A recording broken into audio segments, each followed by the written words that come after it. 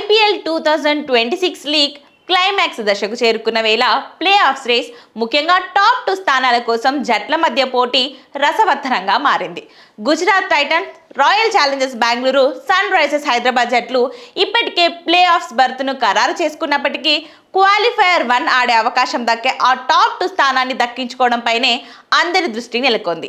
ఇవాల్టి మ్యాచ్లో ఒకవేళ ఆర్సీబీపై సన్ రైజర్స్ హైదరాబాద్ విజయం సాధిస్తే పాయింట్ల పట్టికలో ఆసక్తికరమైన దృశ్యం ఆవిష్కృతం కానుంది. ఈ విజయంతో ఆర్సీబీ, గుజరాత్, ఎస్ఆర్హెచ్ ఈ 3 జట్ల ఖాతాలో సమానంగా 18 పాయింట్లు చేరుతాయి. అయితే పాయింట్లు సమానమైనప్పుడు నెట్ రన్ రేట్ కీలకంగా మారుతుంది. ప్రస్తుతం ఆర్సీబీ +1.065 అత్యున్నత నెట్ రన్ రేట్తో అగ్రస్థానంలో కొనసాగుతుంది. ఈ మ్యాచ్లో ఆర్సీబీ ఓడిపోయినప్పటికీ వారి రన్ రేట్ భారీగా దెబ్బతినే అవకాశం లేదు. కాబట్టి ఆర్సీబీ నంబర్ 1 స్థానానికి ఎలాంటి డోకా ఉండదు.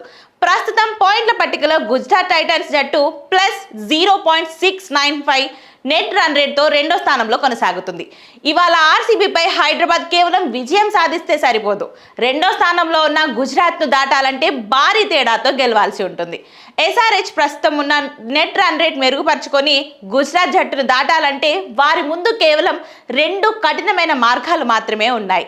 టాప్ 2 స్థానాన్ని చేజక్కించుకోవడానికి సన్ రైజర్స్ బ్యాటర్లు, బౌలర్లు అసాధారణ ప్రదర్శన చేయాల్సి ఉంటుంది.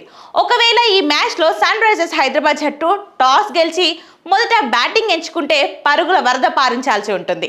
సన్ రైజర్స్ జట్టు బోర్డుపై కనీసం 220 పరుగుల భారీ స్కోర్ను ఉంచాలి. ఇక మరోవైపు ఒకవేళ సన్ రైజర్స్ హైదరాబాద్ జట్టు లక్ష్య ఛేదనకు దిగితే సన్ రైజర్స్ బ్యాటర్లు విధ్వంసకర మోడ్లోకి వెళ్ళక తప్పదు. ఉదాహరణకు బెంగళూరు జట్టు మొదట బ్యాటింగ్ చేసి 150 పరుగుల లక్ష్యాన్ని నిర్దేశిస్తే ఆ టార్గెట్ను ఎస్ఆర్హెచ్ కేవలం 11.1 ఓవర్ల నుంచి 11.3 ఓవర్ల లోపే ఛేదించాల్సి ఉంటుంది. ఈ 2 సమీకరణలో హైదరాబాద్ ఏది సాధించినా క్వాలిఫైయర్ 1 ఆడే లక్కీ ఛాన్స్ దక్కుతుంది.